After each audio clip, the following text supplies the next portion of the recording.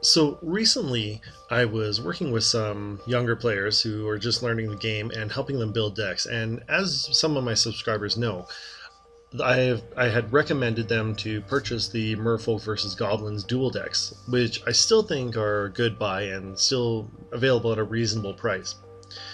So one of the players took Merfolk and the other one took Goblins, and they each bought a pack and they just gave each other the other half of the deck so they can get more consistency in their decks. And I thought it was a really good idea, and for the most part, they're actually pretty happy with what they got. So I decided to help them out, and I gave a few of them each of them some cards to help out, and one of them I gave a Lord of Atlantis to. So that created a little bit of confusion. So here's a thing with Lord of Atlantis is it says all merfolk get +1/+1 and gain island walk, and this is the version that I gave them. Right? So it's kind of weird because Lord of Atlantis isn't a merfolk. Or is he? Right? So let's take a look at this one for instance. So it says all merfolk get +1/+1 and gain island walk. But if you look, it just says summon lord. It doesn't say that he's a merfolk, right? Now the picture shows that he's a merfolk and he is the Lord of Atlantis, so it would make sense that he actually would be a merfolk. So what wizards had to do was they had to errata the card, right? So they had to errata the card into this one here.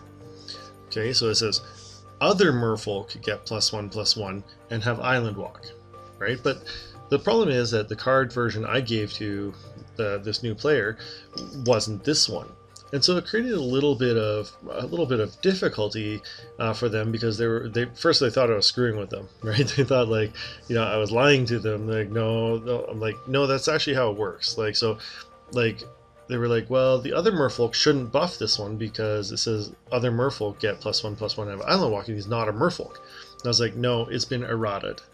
Right, so errata is a term that's used by Magic the Gathering to say that there's been an official rules change to the text on the card. And what that does is creates a little bit of confusion for people because the errata text isn't really the text on the card. And those guys that follow Tolarian Community College know that a common thing he says, which is something I kind of agree with, is that reading the card explains the card. Except when it's errated, right? So the problem with errating cards is that it makes it hard to play, especially for new players, right? So it's something that I'm not too that keen on, but I can understand why they would do it, right? So in the case of Lord of Atlantis, it just makes more sense, and they did print the reprint in Time Spiral that has that particular the updated text on it, which is good. So why am I mentioning this? Right? Well, recently, and I know this isn't new news to anybody, but I've just been super busy and I wanted to address this, but I just haven't had a chance to.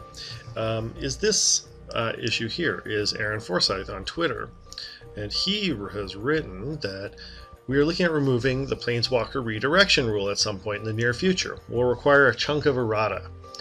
And by chunk, he means like probably more than 700 cards, right? So like a lot of cards are going to need to be errated.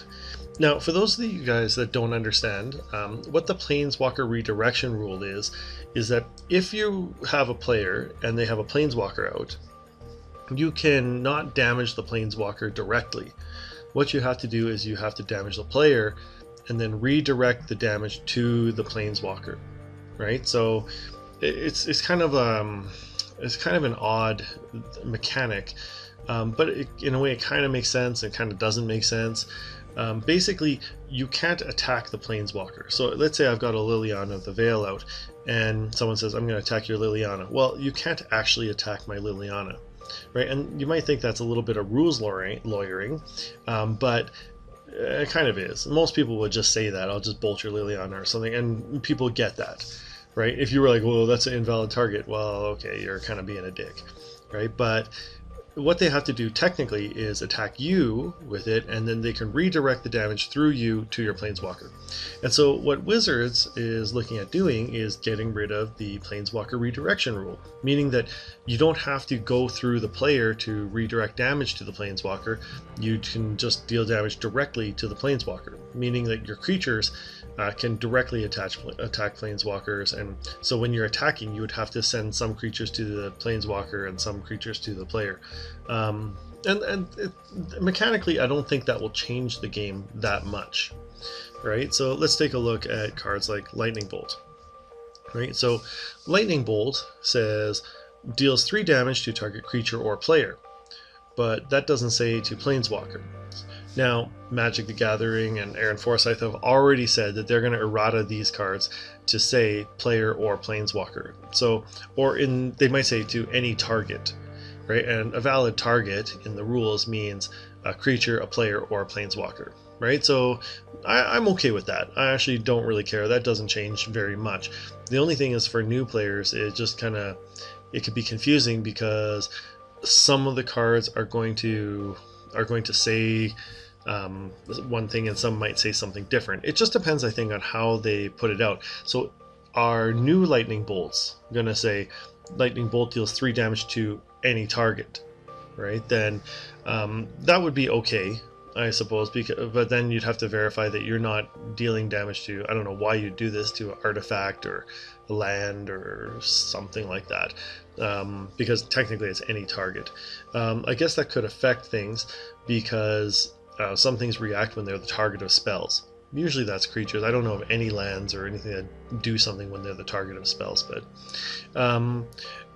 I don't think that's a huge deal, to be honest. I just think it could cause some confusion. Depends how they write the new text on cards, right? But what really gets me is there's going to be some other differences, right? And this isn't with things that target you, the Planeswalker. It makes sense. Lightning Bolt, okay, yeah. Instead of going through the player, I can directly bolt the Planeswalker. But what about Leyline of Sanctity? Right, so Leyline of Sanctity says you may begin the game with it on the battlefield. You can't be the target of spells or abilities your opponents control. But now, are they going to errata this card? Right, so Aaron Forsyth in here, somewhere here, someone asked him about this, and he wasn't totally clear about it. There we go. So it says, are you changing any other cards as well? For instance, Leyline of Sanctity becomes much worse with this correct damage change. And Aaron Forsyth says, we'll change damage prevention cards as well, but Leyline will just function differently than it does now. Okay, what does that mean? So Leyline of Sanctity does not protect Planeswalkers now? It's okay, but how are you going to know?